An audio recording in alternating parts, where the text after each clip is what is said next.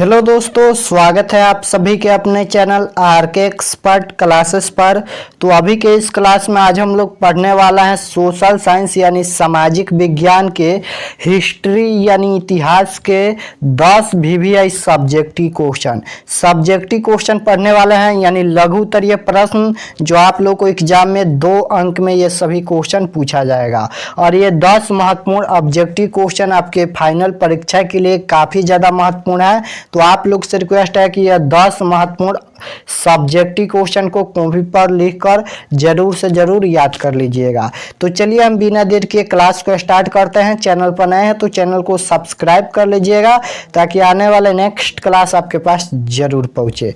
पहला number question पूछा गया है कि दांडी यात्रा का उद्देश्य क्या था। दांडी यात्रा का उद्देश्य क्या था, तो चलिए इसका उत्तर देख लेते हैं, समझने का कोशिश कीजिएगा। इसका उत्तर है कि दांडी यात्रा का उद्देश्य दांडी समुद्र तल पर पहुंचकर समुद्र के पानी से नमक बनाकर नमक कानून का उल्लंघन कर सरकार को बताना था कि नमक पर कर बढ़ाना अनुचित फैसला। सबसे पहले समझिए दांडी यात्रा का क्या उद्देश्य था। तो दांडी यात्रा का उद्देश्य था दांडी समुद्र तल पर पहुंचकर समुद्र के पानी से नमक बनाकर नमक कानून का उल्लंघन कर सरकार को बताना था कि नमक पर कर बढ़ाना अनुचित फैसला है, यानी गलत फैसला है। साथ ही यह सरकार के खिलाफ सविनय अवज्ञा आंदोलन की शुरुआत का संकेत भी था। साथ ही यह सरकार के खिलाफ सविनय अवज्ञा आंदोलन की शुरुआत का संकेत भी था। याद हो गया।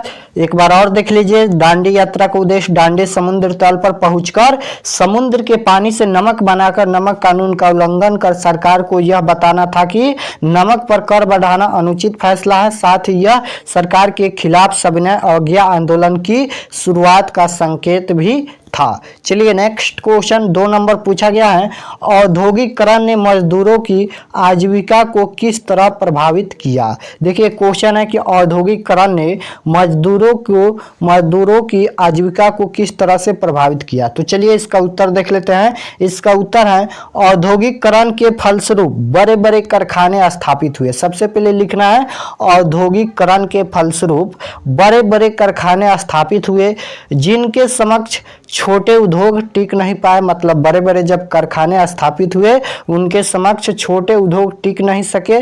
सामाजिक भेदभाव की शुरुआत हो गई और औद्योगिकरण ने मजदूरों की आजीविका को इस तरह से नष्ट भ्रष्ट कर दिया कि उनके पास दैनिक उपयोग की वस्तुओं को खरीदने के लिए धन नहीं रहा और मजदूर और बेरोजगार कारीगरों ने झुंड बनाकर घूमना शुरू किया और मशीनों को तोड़ने लगे। अपनी स्थिति में सुधार की अपेक्षा उन्होंने आंदोलन को शुरुआत किया और इससे वर्ग संघर्ष की शुरुआत हुई। बस इतना लिखिएगा, 2 अंक आसानी से मिल जाएगा। नेक्स्ट क्वेश्चन 3 नंबर पूछा गया है कि जेनेवा समझौता क्यों हुआ। जेनेवा समझौता क्यों हुआ, तो इसका उत्तर है जेनेवा समझौता मई 1954 ईस्वी में। सबसे पहले जेनेवा समझौता कब हुआ, याद रखिएगा। ऑब्जेक्टिव क्वेश्चन में भी कई बार पूछा जाता है कि जेनेवा समझौता कब हुआ। तो जेनेवा समझौता मई 1954 ईस्वी में हिंद चीन समस्या पर वार्ता हेतु बुलाए गए सम्मेलन में हुआ। इसमें वियतनाम को 2 हिस्सों में बांट दिया गया। किसको बांट दिया गया, तो याद रखिएगा वियतनाम को 2 हिस्सों में बांट दिया गया। लाओस तथा कंबोडिया में वैध राजतंत्र को अस्वीकार कर संसदीय शासन प्रणाली को अपनाया गया। क्या हुआ, तो जेनेवा समझौता मई 1954 ईस्वी में हिंद चीन समस्या पर वार्ता हेतु बुलाए गए सम्मेलन में हुआ और इनमें वियतनाम को 2 हिस्सों में बांट दिया गया तथा लाओस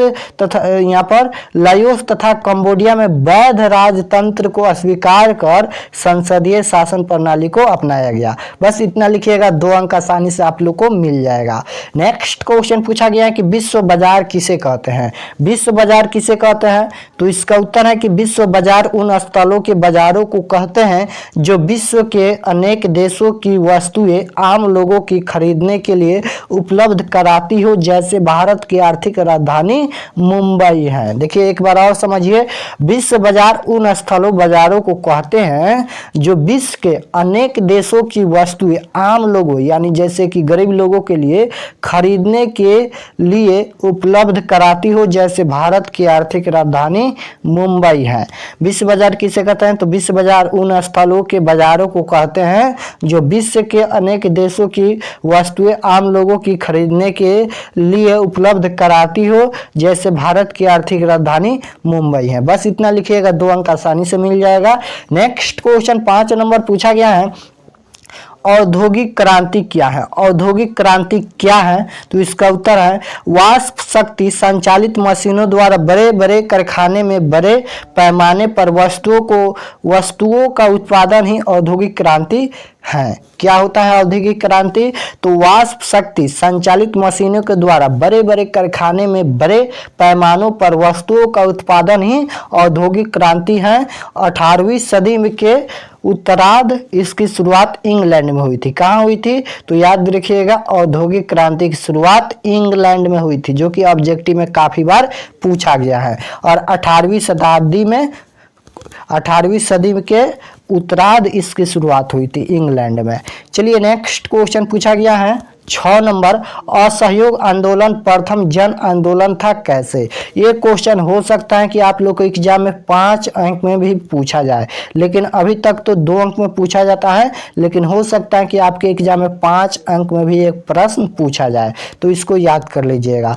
तो इसका उत्तर है कि 1920 ईस्वी में गांधी जी के नेतृत्व में चलाया गया असहयोग आंदोलन इस मायने में प्रथम जन आंदोलन था कि इससे पूर्व के सभी आंदोलन आर्थिक व सामाजिक आधार पर किसी वर्ग विशेष के द्वारा अपने हितों की रक्षा तो आपूर्ति के लिए चलाए गए थे, जबकि असहयोग आंदोलन की कार्य ऐसे थे कि हर तरह के लोग इसमें अपना योगदान कर सके, जैसे सरकारी उपलब्धियों एवं पदों का त्याग, सरकारी और बहिष्कार, सरकारी स्कूलों एवं कॉलेजों को बहिष्कार, सरकारी नए नियमों का बहिष्कार, अपने अपने स्तर के अनुरूप इन कार्यक्रमों में योगदान दिया और असहयोग आंदोलन को जन आंदोलन का रूप प्रदान किया।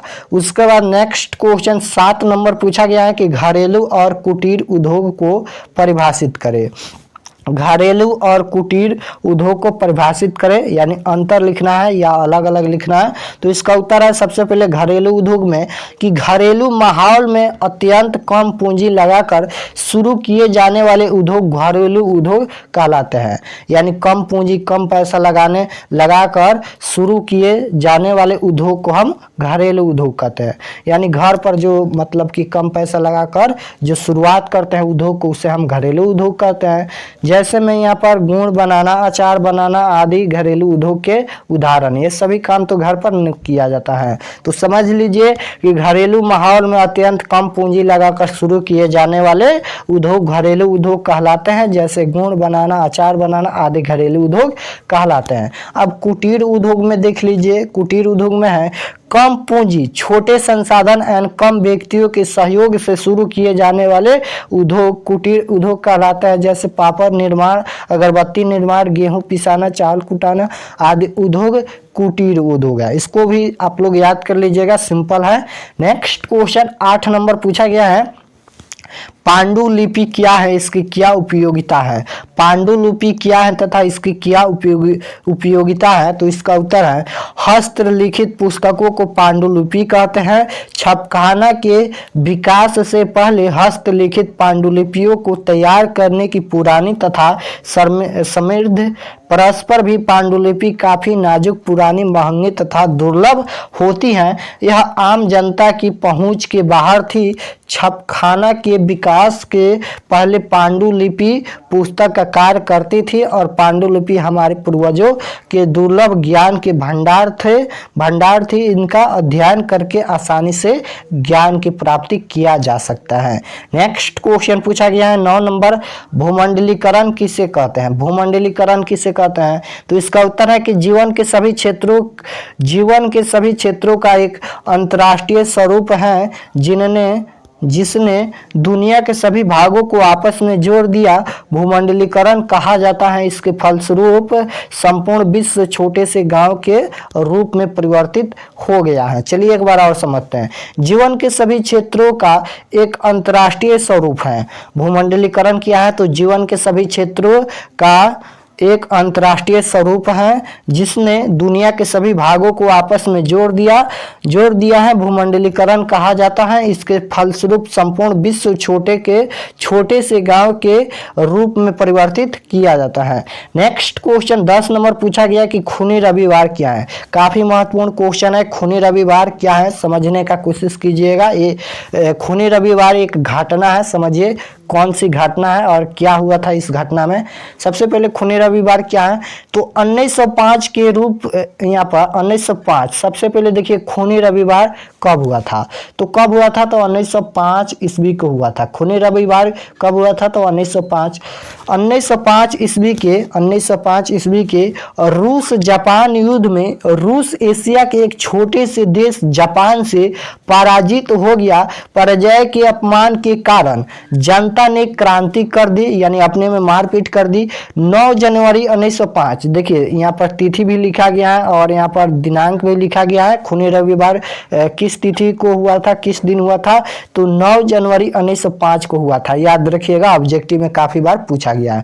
तो 9 जनवरी 1905 ईस्वी लोगों का समूह प्रदर्शन करते हुए सेंट पीटर्सबर्ग स्थित महल की ओर जा रहा था और जार की सेना ने इन निहत्थे लोगों पर गोलियां बरसाई जिसमें हजारों लोग मारे गए। यह घटना रविवार के दिन हुआ था, अतः इसे खूनी रविवार के नाम से हम जानते हैं। एक बार और समझिए यह क्वेश्चन को, क्योंकि काफी महत्वपूर्ण क्वेश्चन है।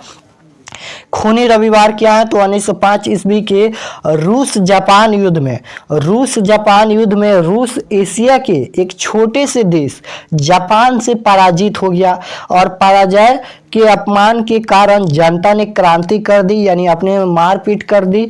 और 9 जनवरी 1905 ईस्वी लोगों का समूह बनाकर प्रदर्शन करते हुए सेंट पीटर्सबर्ग स्थित महल की ओर जा रहा था तो जार की सेना ने इन निहत्थे लोगों पर गोलियां बरसाई और जिसमें हजारों लोग मारे गए।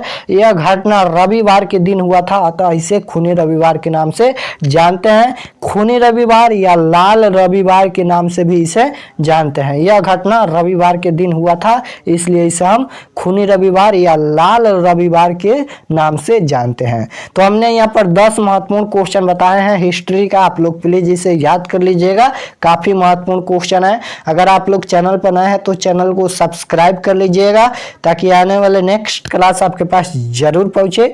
अगर आप लोग व्हाट्सएप ग्रुप में नहीं जुड़े हैं तो इस पर मैसेज कीजिएगा, क्योंकि इसका PDF आप लोग को व्हाट्सएप ग्रुप में दे दिया जाएगा बिल्कुल फ्री में।